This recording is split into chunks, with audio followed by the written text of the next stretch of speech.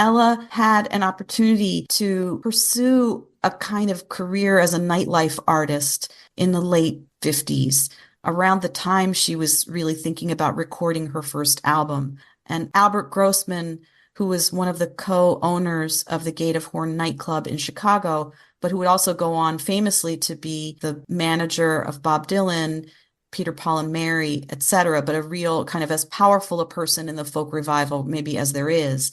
Al Grossman was interested in managing Ella, and it's not clear exactly what he had in mind, but what we haven't talked about is when she was in San Francisco, she developed expertise in Afro-Cuban, particularly rhythm. And when she came back to Chicago after spending time in San Francisco, she was trying to get work publicly as what she called a rhythm specialist. It was a total sui generis name that she came, no, rhythm specialist. It didn't exist.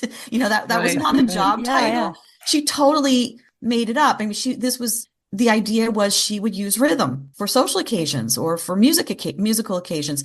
So she played, her main instrument was the conga drum. She played bongos, but many, many hand instruments, but especially conga drum. There were not, I wanted to figure out how many women were on a stage playing a conga drum in the late 50s. I mean, it's one of those things where you think there were not more than five. We're Maybe there close to weren't one. even five. There might have been just Ella.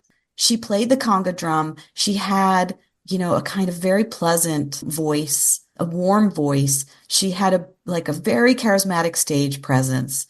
She was pretty. And, I think there was this idea that she could definitely go in that direction, maybe in the direction of a Belafonte. So there's a way that whole world of like the calypso fad of the 1950s, all the way into kind of Latin fads around, cha-cha-cha, that Americans are like taking up in the 50s and 60s is like also a part of her story, but she veers away from it. I feel like these Maya Angelou covers are like a way into that whole alternative history of the 50s that kind of gets washed away when we start talking about the folk revival and rock and roll. Ella wanted to work with children, and she was not interested in becoming what she viewed as a commercial singer. She didn't want to play in nightclubs. She really was kind of finding her calling and working with young people, and that really became a calling for her, and I think that became pretty evident early on.